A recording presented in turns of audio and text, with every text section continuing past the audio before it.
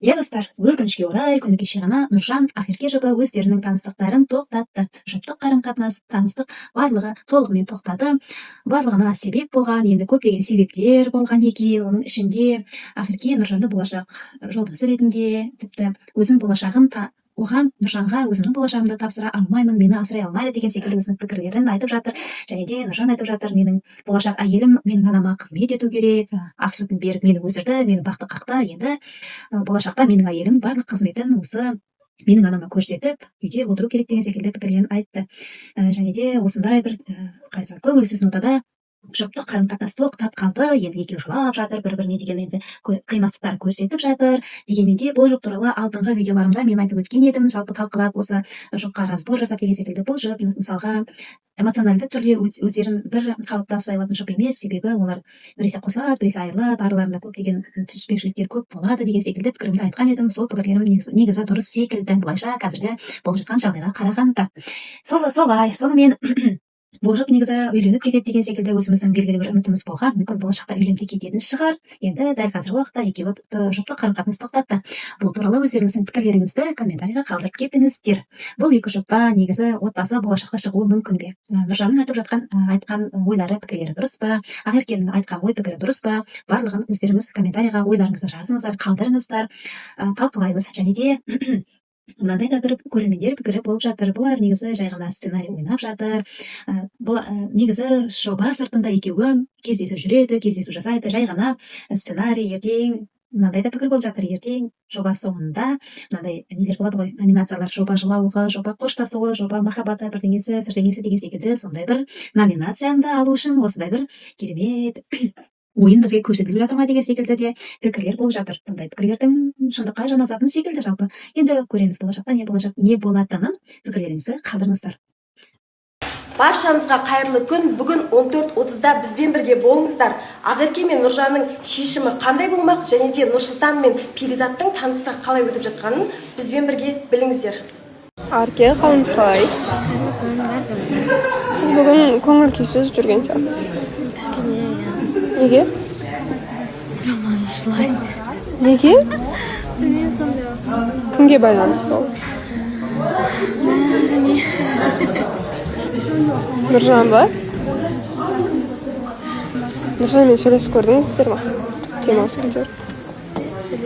Оның алдын кеше емес, оның алдын сөйлестік. Енді? Сол бір шешімге келдік. Сосын эфирде айтамыз. Қазір неге жылағыңыз келіп?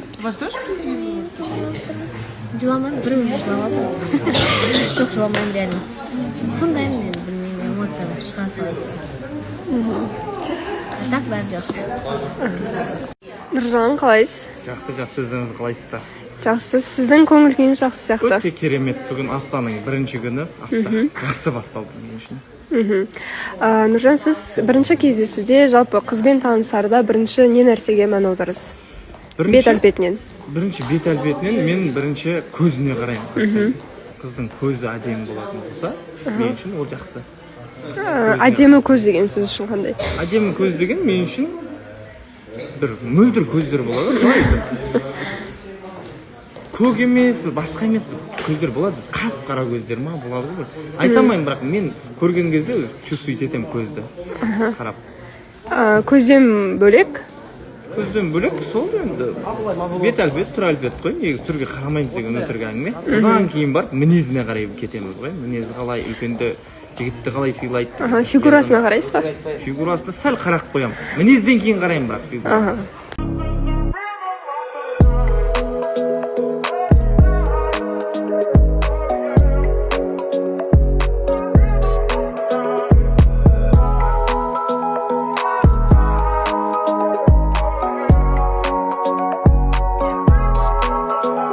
Сандуғаш, қалайсыз? Сәлеметсіздер ме? Жақсы, өздеріңіз қалайсыздар? Сандуғаш, сіз бірінші кездесуде не нәрсеге мән аударасыз жігіттен? Маған қаншалықты мен Жоқ, сыртқы келбетімен. адамға байланысты. Адамның киінгеніне шығар, тазалығына, сөйлеген сөздеріне, қылықтарына мән беремін. Қалайсыз, Салта? Салтанат, сіз бірінші кездесуде жігіттің сыртқы келбетінен не нәрсеге мән аударасыз? Бицепс?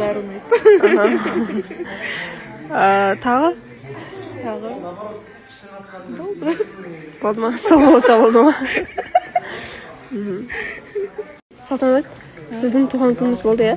иә суббота Туған күніңіз құтты болсын, өткен бақытты болыңыз. Бұйырса осы жобада сізді ұзатып, күлкімен жіберейік. Бақытты қылып. Рахмет үлкен. Қалай өткіздіңіз? Достарым келді құттықтап, негізі тойламаймын етпеймін деді, бірақ келеміз деді.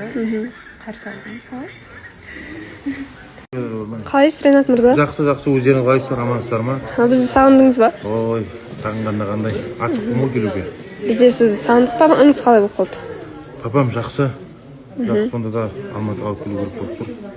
Үлкен кісілер білесіз ғой, көп өзге бармайды. Өзіңіздің қамқорлығыңызға алу керек болады ма? Әкеліп, жаңа емдетіп алуым керек болып тұр. Алматыға келіп алып алсын.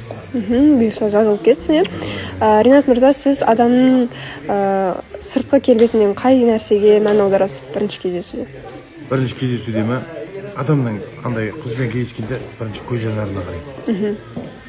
Көз жанары жақсы болса, значит, менің адам деген көзқарас болады ғой, сондай қылман берем көбіне. Одан кейін ше? Одан кейін өзінің түсінігі болады, әрбір қыздың, мысалы, болашаққа деген бір мақсаттары қойған нелер бәрін сұрақ қоясың ғой. Сол кезде уже айқында боласың ғой. Сенің адамың ба, сенің адамың ба. Шерхан, қалайсыз? Бүкіл инста сіз жайлы шулап отыр. Не өсек, не жаңалық айта беріңдер. Бір сұхбат бергеніңіз бар еді. Күшті. Көрдіңіз ба комментарийларды? Комментарийларды көрмедім, бірақ видеоны өзім көрдім, е. Ұнады ма? Өзіме ұнады. Шерхан, сіз бірінші кездесуде қыздың сыртқы келбетінен не нәрсеге мән аударасыз? Любой жігітте бар шығар, бір нәрсе ұнамай қалса ол тартылып қалады. Ол не нәрсе болуы мүмкін, ұнамай қалатын? Тиіс болуы мүмкін. Өзіне қарамайтын қыздар ғой, короче. Сондай бірден байқап қойсақ, өзі бірден тартылып қалатын өзі бар енді. Сізде сондай, иә? Қалайсыз, Перизат? Саламат, жақсы. Өзіңіз қалайсыз? Жақсы. Перизат, сіз бірінші кездесуде жалпы жігіттен сыртқы келбетінен не нәрсеге мән аударасыз? Бойына. Бойда? Иә. Сосын? Сосын характеріне уже. Бойынан бөлек бір түрінен, көзі, мұрны, ерні деген сияқты. Жоқ? Ондайға қатты мән аудармайсыз, иә. Главное, сізді бүйтіп алақанда ұстаса болды ма? Вот, заботиться етсе болды. Принцессаға ұқсайды. Қалайсыз, Нұрсұлтан? Ассалаумағалейкум, қалайсыздар, амансыздар ма? Жақсы. Нұрсұлтан, сіз қыздардан несіне қарайсыз сыртқы келбетінен? Сырт келбетінен, иә? Сырт келбетінен түрі. Түрінің енді определенный Көздері әдемі болса. көздері, иә. Одан бөлек? Сәл мынандай кішкентай майлары болса. Ол неге?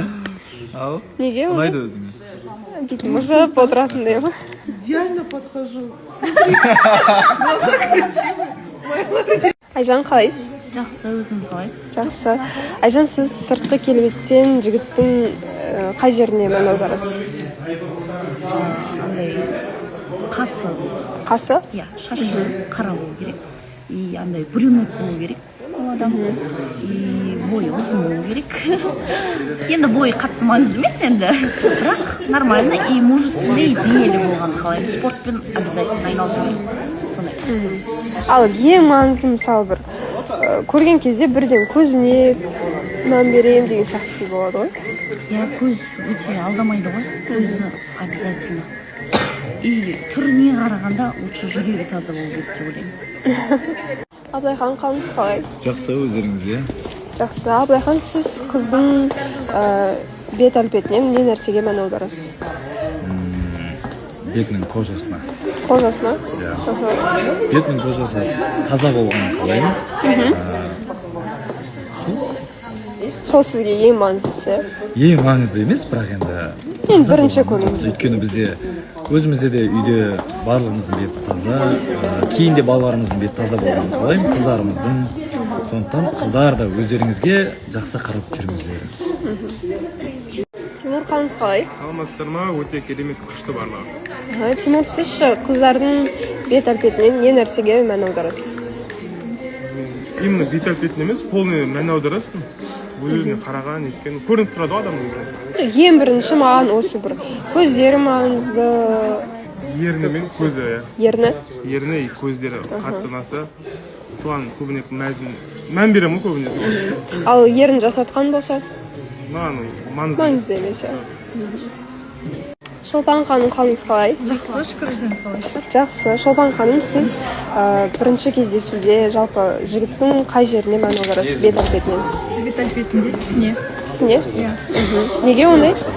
Себебі тісі деген ол енді адам тамақтанатын жері болғандықтан, егер тісіне жақсы уход жасаған болса, ол дегеніміз біріншіден тазалықтың белгісі. Егер ол тістер түзу, барлығы не дейді, ауру тістері жоқ болса, демек адам өзіне өзі көңіл бөледі, оған ақшасы да бар деген сияқты болады.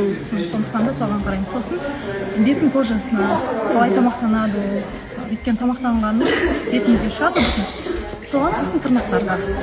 Ал сіз өзіңіз сол нәрселерге өзіңізге қатты қарайсыз ба? Бетке болсын.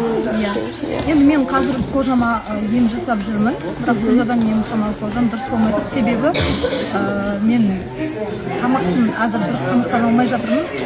Мына үйде тамақ пісіріп. Қалайсыз, Нұрдәулет? Жақсы, өздеріңіз қалайсыздар? Жақсы, демалысыңыз қалай өтті? Күшті өтті демалыс. Бинурмен кездестіңіз ба? Иә, кездестік. Қыз ренжулі жүрген жоқ па? Қыз ренжулі болды. Енді ренжішім бастық деп ойлаймын. Кеше сөйлестік, келістік. Түсіндірдім барлық мән-жайын бәрін. Қазір бәрі жақсы. Қазір бәрі жақсы. Нұрдәулет, сіз бірінші кездесуде жалпы қызбен танысқанда ең бірінші не нәрсеге мән аударасыз? Мән аударасыз? Именно бет әлпетінен. Бет әлпетінен? Негізі цветінен десең енді аудара бересің ғой, шашы мен көзі. Шашы мен көзі, иә. Неге шаш? Маған шаш ұзыңыздар ма? Андай бір жігіттер болады ғой, шашты ұстай беретін, сондай іспасыз? Негізі ұстай бермеймін, бірақ та шашқа қызған шаш ұзыңыздар. Гаухар ханым, қалыңыз қалай? Жақсы. Гаухар ханым, сіз бірінші кездесуде жалпы адамның қай жеріне мән аударасыз бет әлпетінен? Сырт келбетіне ма? Бойына, сосын шашына, тырнақтарына. Осылар ең маңызды. Сайдана?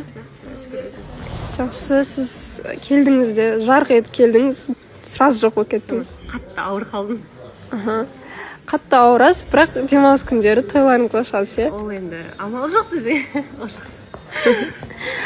Айдана, сіз бірінші кездесуде, жалпы бірінші рет танысқан кезде жігітпен не нәрсеге мән аударасыз?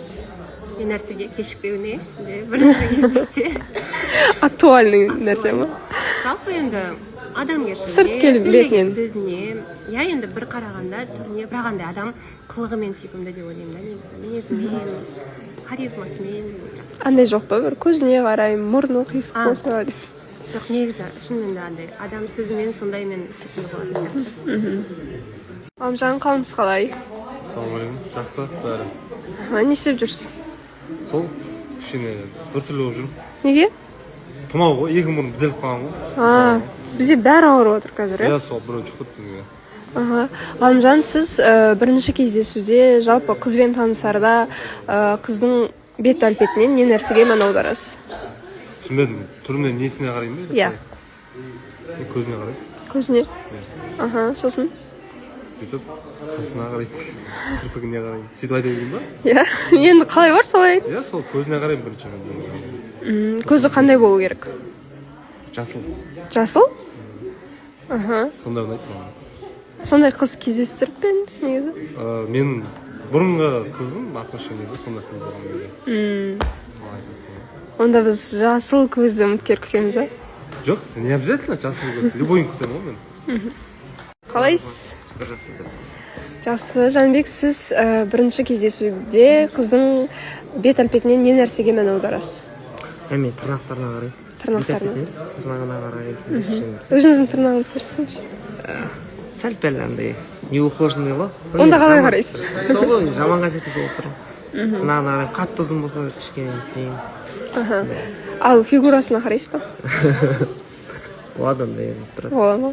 Ана 30-ға келіп қылық шығарды демеңіздер енді, бірақ сондай болады енді арасында. Ер азамат болған кезде сондай қарайтын шығар.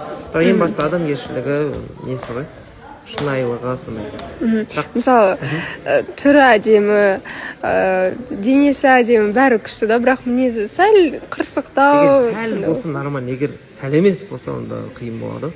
Сәл болса болады. Шыдауға болады, иә? Шыдайсың ғой. Жанболат, сізге Оразғали сәлемді жолдап отыр. Өтіріктің арты бірақ тұтам дейді. Иә, осыны өзіңізге айтқым келеді, Оразғали мырза. Гүлгирамен кездесу туралы. Ортада білеміз, құдай қаласа. Жеке кездескен ба сонда? Жеке кездескендер бар. Әлде сіз қатысушылармен сол тойдан кейін ба? Жеке кездескендер бар, соны естіп, біліп, көріп жатқанымыз бар. Сіз оны кімнен білдіңіз? Бір кісілерден білдім. Нақты айта алмайсыз. Бірақ бір дәлел бар ма? Немесе сенімді адамдар ма? Сенімді адам, өзі айтпайды. Нақты көргендердің барлығы айтылып отыр. Ал Сандуғаш растады ма бұл нәрсені? Сандуғаш білмеймін. Үндемей отқанына қарағанда рас сияқты.